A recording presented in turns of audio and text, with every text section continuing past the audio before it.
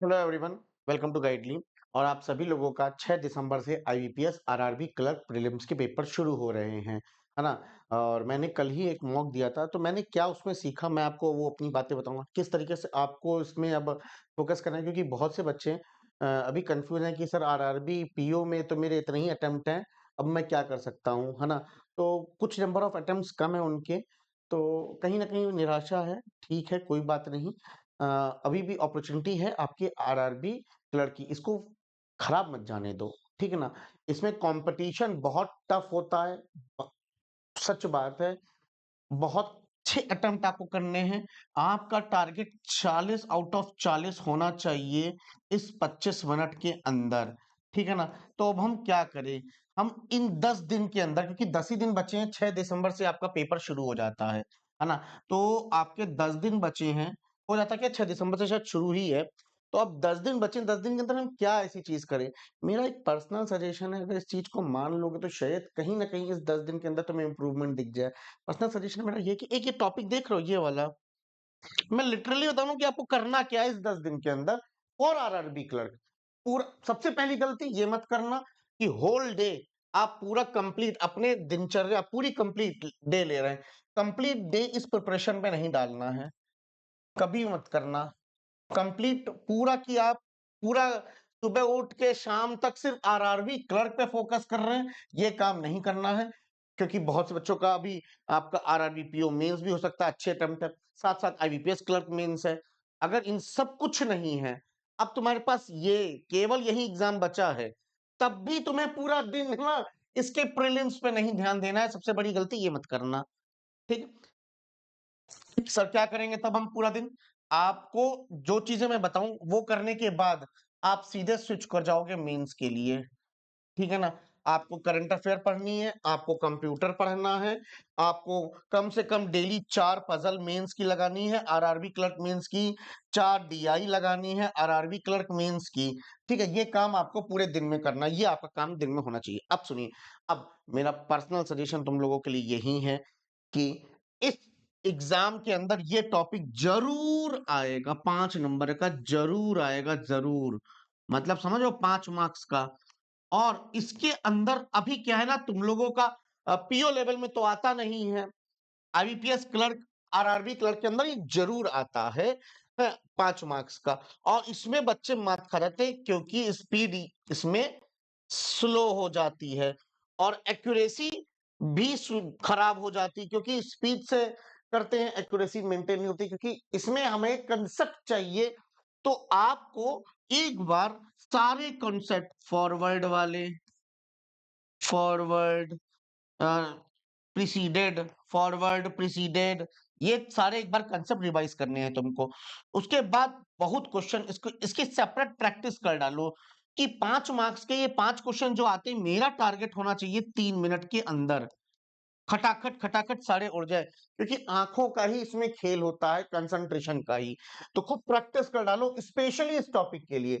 बाकी blood relation हमने RRB PO के लिए किया है, coding decoding RRB PO, syllogisms RRB PO के लिए किया, इनइक्वालिटी भी आरआरबी पीओ के लिए किया, तो इसको सेपरेटली नहीं उठाना। इसको हम ये सारे टॉपिक्स मॉक में सीख लेंगे ना। एक मॉक आपको डेली देना है, डेली एक मॉक देना है। और सेक्शनल मॉक तो तुम्हारा मन है तो दे दो, अदरवाइज नहीं। ठीक है ना। बाकी पेयर फॉर्मेशन की भी प्रैक्टिस आपको करनी है। होता क्या है इसमें कि हम फॉर्मेशन में गलती कर देते हैं, 1 मिनट के अंदर ये आपको बना लेना है, तो इसकी भी प्रैक्टिस अगर कर सकते हो तो कर लो, एक क्वेश्चन आएगा ही आएगा। डायरेक्शन की भी कभी कभी रीडिंग में हमें, रीडिंग हमारी स्लो हो जाती है, इसके अंदर लेफ्ट राइट का कंफ्यूजन, तो इसको भी प्रैक्टिस कर लेना थोड़ा सा। तो मैंने बस ये वो चीजें निकाल के रखी हैं तुम्हारे सामने, जिसको प्रैक्टिस करें। सर पजल की क्या करें? पजल को टेंशन लो ही मत भाई, मैं कह रहा हूं मत लो टेंशन। क्यों? क्योंकि बहुत हल्की पजल आएगी यार। 40 में 40 का टारगेट ऐसे ही नहीं लेके चल रहे हैं सारे बच्चे, मजबूरी है लेकिन नहीं गए अगर, तो भाई दिक्कत है। चलो इसमें एक कम हम कर देते, 38 39 चलेगा फिर भी। ठीक है ना। लेकिन यार 40 में 40 लेके चलना है, तभी हमारा सिलेक्शन पॉसिबल है, अदरवाइज बहुत दूर है हम सिलेक्शन से फिर तो, है ना। तो आपको ये सारी चीजें करनी है, मॉक में ही पजल करनी है, मॉक में ही सेटिंग करनी है। और पेपर अटेम्प्ट स्ट्रेटेजी यही होनी चाहिए, जो क्वेश्चन आए उसको उड़ाते हुए चले जाओ, जो क्वेश्चन आए उसको उड़ाते हुए चले जाओ। अब मैं तुम्हें एग्जांपल दे देता हूँ, 1 मिनट के लिए यहाँ देखो। जैसे कि मैंने ऐसे ही मॉक दिया था ये वाला। मैंने पहला ही क्वेश्चन देखो गड़बड़ कर दी थी, मैंने ओनली वन, मैंने ध्यान ही नहीं दिया, मतलब पी से डब्ल्यू जा रहा था, हमारी आंखों का धोखा हो गया, ये सिग्नेचर ये अपोजिट साइन बीच में था, हमने ध्यान नहीं दिया, हमने ओनली वन पे टिक कर दिया, बल्कि इसका आंसर नीदर था। ठीक है, तो ये जो सिली मिस्टेक है ना, इनसे बचने के लिए आप मॉक दीजिए, इनसे बचने के लिए, ठीक है ना। बाकी मैं आपको एक चीज दिखा देता हूँ, मैंने पजल्स में कितना टाइम लिया। जैसे ये एक कोडिंग डिकोडिंग का क्वेश्चन था, ये वाला कोडिंग डिकोडिंग क्वेश्चन था, मैंने इसमें लिया 28 सेकेंड, तुम इसको 20 सेकेंड में करो। तो जितना भी यहाँ टाइम दिया है ना, उसको कम समय में करो। मैंने पजल्स कहाँ गई, चलो अच्छा शायद ये पजल थी क्या, कोई एक हाँ, ये एक पजल थी। मैंने 2 मिनट 29 सेकंड तो इस फ्लोर एंड फ्लैट वाली पजल में लगा दिया। बताओ, 2 मिनट लगा दिया। अरे भैया, ये तो 2 मिनट 29 सेकंड, ये 29 सेकंड इसको मैंने एक्स्ट्रा लिया। तो ये सब छोटी-छोटी चीजें को आपको मॉक से ही सीखनी है कि कम समय हमको कैसे पता चलेगा, इन सब चीजों को हमें कम करना है। तो जल्दी-जल्दी आपको रीड करना है, जल्दी-जल्दी आपके दिमाग में प्रोसेस होनी चाहिए चीजें। ठीक है, देखो मैंने जैसे फ्लोर एंड फ्लैट वाली 2 इतने मिनट में कर दी थी। फिर मैंने कहा कि कौन-सी आ रही है, फिर मेरी एक आई थी, देखो एक ये कौन सी आई थी, ये आई थी बॉक्स बेस्ड, 2 मिनट 40 सेकंड। सारी फसल का टारगेट आपका होना चाहिए एक, 2 मिनट के अंदर आपको आरआरबी क्लर्क के मॉक में और रियल एग्जाम में 2 मिनट के अंदर पजल उड़ानी है, 2 मिनट के अंदर पजल उड़ानी है, ये आपका टारगेट होना चाहिए। ठीक है ना। फिर एक ये पजल थी, इसमें मैं थोड़ा सा स्टक हो गया था, मेरी बेवकूफी की वजह से मैं इसमें स्टक हो गया था, याद रखना ये गलती मत करना। कितना टाइम ले लिया, 2 मिनट 40 सेकंड, आराम से 2 मिनट में बन जाती, इसमें कुछ नहीं था इस पजल के अंदर।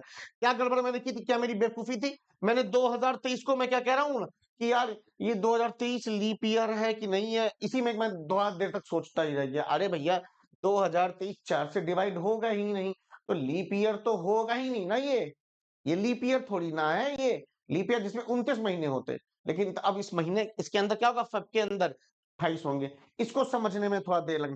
तो लीप ईयर है कि नहीं, जो ईयर दिया रहता है उससे डिसाइड कर लेना है आपको। ठीक है ना। तो ये सारी चीजें हैं।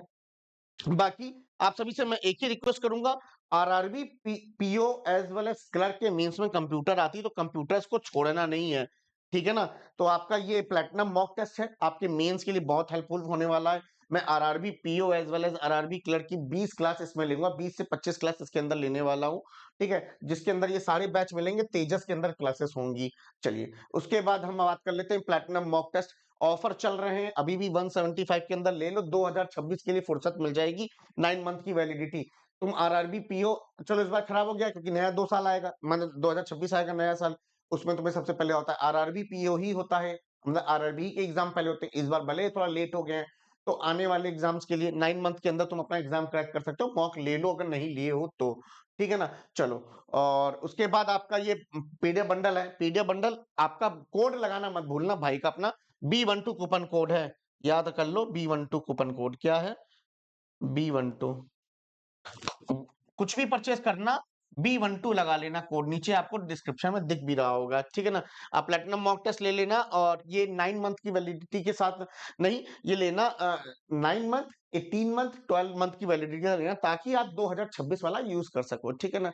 चलो, खत्म करते हैं फिर सेशन को इस समय। और अगर कोई भी डाउट होता है तो आप मुझे कमेंट सेक्शन में जरूर बताइएगा, और कमेंट करके बताइए I will crack this RRB. ठीक है ना। क्यों, क्योंकि भाई देखो करना ही करना है यार, ऑप्शन नहीं है हमारे पास।